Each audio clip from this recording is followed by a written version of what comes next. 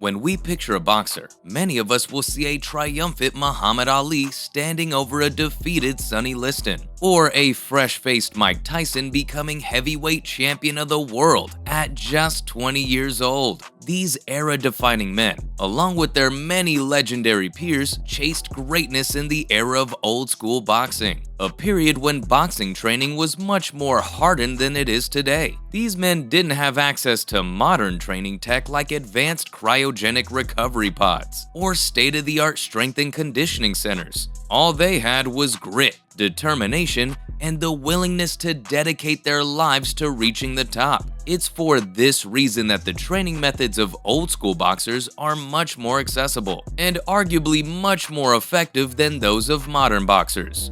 Roadwork and aerobics. Try as you might, you won't find any tape of your old champions jogging on a treadmill or bouncing on an elliptical. What you will find is tons of footage of them running across towns and jogging up hills. This is known as road work and is still an incredibly effective way of increasing your endurance up to the level of a professional boxer. Starting out with road work, you can run a mile every day and gradually increase that while always pushing your body for more. Eventually, you should reach a point where you can do 5-mile runs every morning without breaking much of a sweat. You can eventually add variations like hill sprints, shuttle runs, and the 400-meter dash to your routine as well. Similar to road work, the aerobic exercise of jumping rope is also a great way of building endurance for boxers. This also has the added effect of increasing your body's coordination and feel of timing, making it crucial to practice regularly. Repeatedly pushing yourself in road work and aerobics will naturally train you to stabilize your heart rate when your body's in fight or flight mode.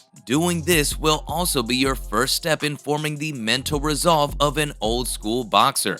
A quote from the great Muhammad Ali illustrates this, stating that his fights were all won or lost out there on the road. Calisthenics. It was pretty common for the pros to be doing calisthenics sets of hundreds of reps at a time. Though when starting out, you should only aim to beat your own records until you reach those numbers. The most important calisthenic exercises for boxers are as follows. Push-ups. Build the power of your jabs and hooks and endurance in your arms, the latter being vital for keeping guard during late rounds. Sit-ups. Build strength in your minimizing the damage taken from body shots. Deep knee bends. Slightly different from the squat. This helps improve mobility in your legs and balance of your footwork. Pull-ups. Build endurance in your back, helping increase your volume of punches before getting fatigued. Neck bridges. Strengthen neck muscles, giving your head a stable base and making it harder for your opponents to wobble you. It's important that you increase your reps with every workout. And remember that always doing more reps than your body wants you to is exactly what will get you into the mindset of an old-school boxing champion. Another quote from Muhammad Ali puts it perfectly. I don't count the sit-ups. I only start counting when it starts hurting because they're the only ones that count. Weight training. Lifting heavy weights was highly discouraged in old-school boxing training. This was because a higher muscle volume would make boxers sluggish, while only barely adding to their punching power. Instead of weightlifting, boxers were encouraged to incorporate the use of light dumbbells in their training routines. Holding light dumbbells while shadowboxing or in the middle of heavy bag drills conditioned fighters to punch harder and faster, helping increase their punching power over time. Boxing techniques. Once you're fully fit and properly conditioned to withstand intense training, the next step is to start learning boxing techniques. Footwork fundamentals. The first day of any boxer in a gym is spent learning the fundamentals of footwork. The first part of footwork is knowing how to most efficiently walk forward, backward, and laterally. After this comes circling your opponent, which is an important skill regardless of your preferred stance. You will also need to know the importance of judging and maintaining distance from your opponent at all times. Once you've properly understood how to move within the ring, you should drill the art of slipping and weaving. This is the method behind avoiding punches, while expending the least amount of energy possible, and is the most important skill you'll learn as a beginner boxer. Classic stances. A boxer's style of fighting is defined by their stance, or how they position their legs and arms while walking across the ring. Two of the most widely recognizable boxing stances are the orthodox stance and the southpaw stance. Orthodox stance. As the name suggests, this is the most common boxing stance, though that doesn't make it any less effective. In this, the left hand and leg are positioned forward towards the opponent, while the right stays close to the chin for protection. The lead hand works for jabs and managing distance, while the other works best for hooks. Southpaw stance.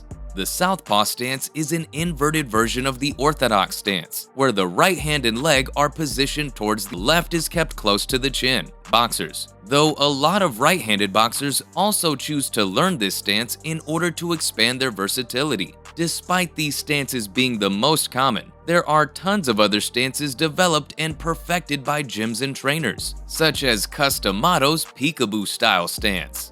Peekaboo style. This offensive style of boxing was most famously utilized by the legendary Mike Tyson, and it primarily involves a fighter keeping their head low while bobbing and weaving their opponent's strikes. The offense in this style mainly consists of counterpunches in the form of devastating hooks all across your opponent's head and body. Of course, not all stances are designed for punching and counterpunching. Some stances, such as the Philly shell, are designed entirely for defense. Philly shell defense. This defensive stance is used by highly technical boxers, such as Floyd Mayweather Jr., to block areas on their body where they can take heavy damage. Mastering this stance does require good enough reflexes that you can see your opponent's punches coming, but done right, it can really save you in a pinch. It's important to note that your stance is not something you can pick on a whim. Instead, aim to train with a coach and discover over time what feels right and works most effectively for your unique skills and body type. Basic punching techniques. Now you've waited long enough. It's time to learn how to punch. Here are some of the punches you'll need to know. Jab, a straight punch from the lead hand. Cross, a straight punch from the rear hand.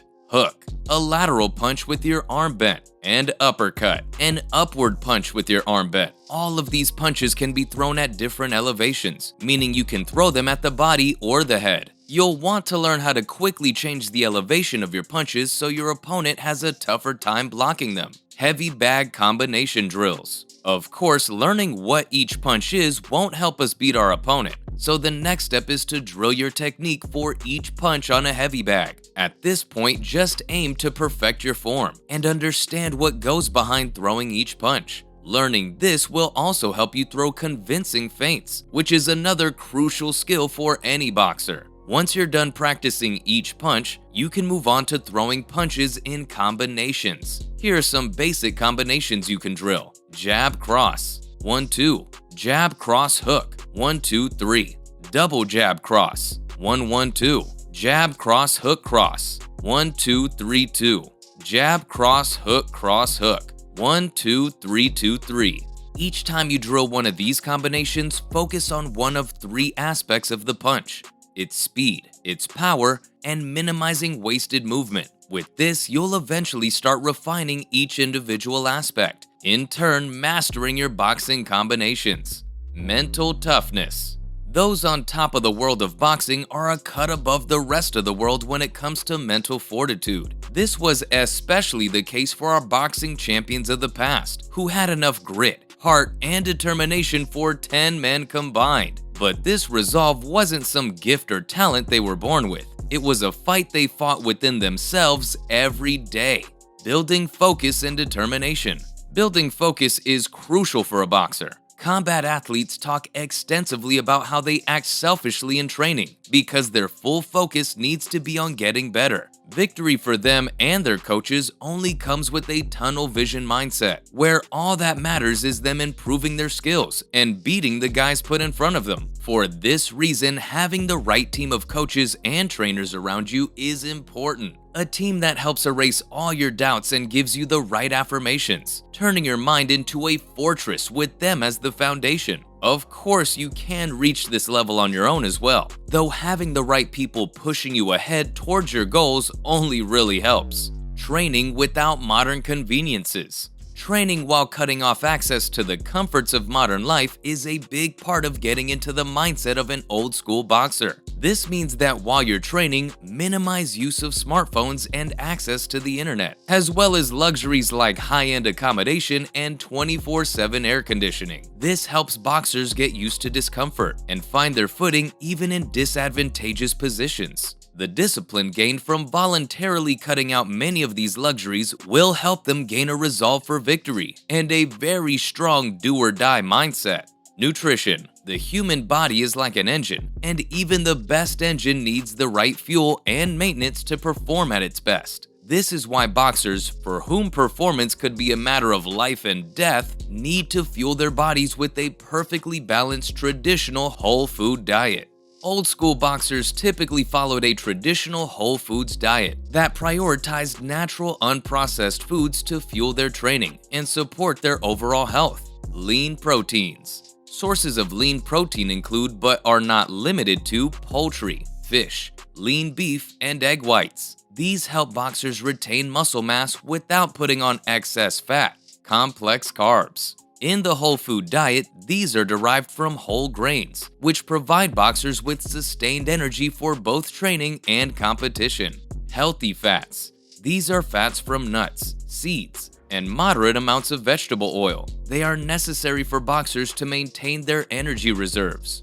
Fresh fruits and vegetables. These provide essential vitamins and minerals that boxers need to maintain a consistently high energy level. Boxers, understanding that they have to maintain a certain weight for their scheduled bouts, always practice portion control, even with a traditional whole food diet. Luckily for us, monitoring your intake with this diet is as simple as it gets.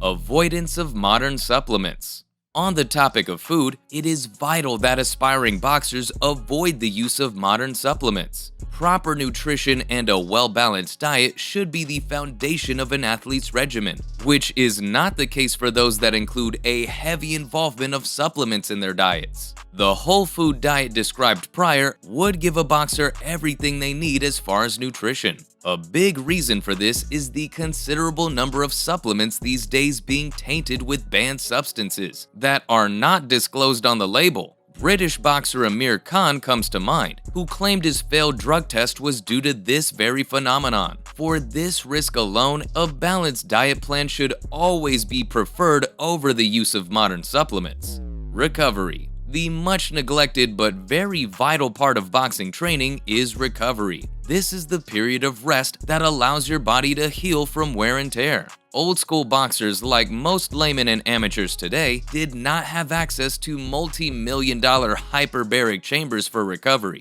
Luckily, they didn't need these luxuries to perform at the highest level, which means neither do you.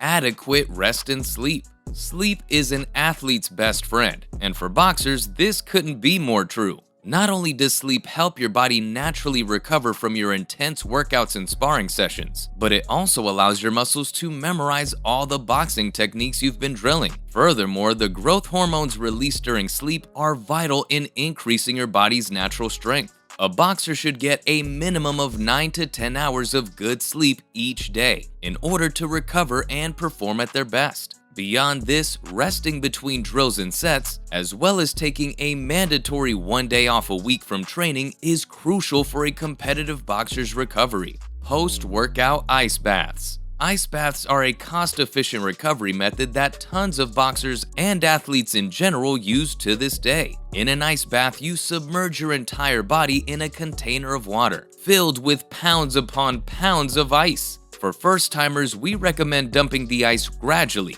and letting their tolerance build over time. After this, stay in the bath for as long as you can, but make sure not to go over 15 minutes. Done right, a post-workout ice bath will help relax a boxer's sore muscles, while also reducing inflammation. An ice bath will also help your body's natural endurance and recovery time. On top of all this, it's a great way for boxers to test their mental fortitude and get in the mindset they need to win a big fight. Conclusion. The timeless methods employed by old-school boxers are a reminder of the tough-as-nails principles that hold up the sport of boxing. There is tons of value in revisiting these roots of the sport, thus understanding the essence of true boxing prowess. The emphasis on skill development, dedication, and mental fortitude showcased by fighters like Muhammad Ali and his contemporaries highlights the enduring qualities that continue to shape champions today. In adopting the time-honored values of old-school boxing, the future generation of fighters can embody the essence of the classic boxer, the embodiment of grace, skill, and tenacity within the squared circle. Embracing the discipline and wisdom of the past can undoubtedly pave the way for the champions of tomorrow.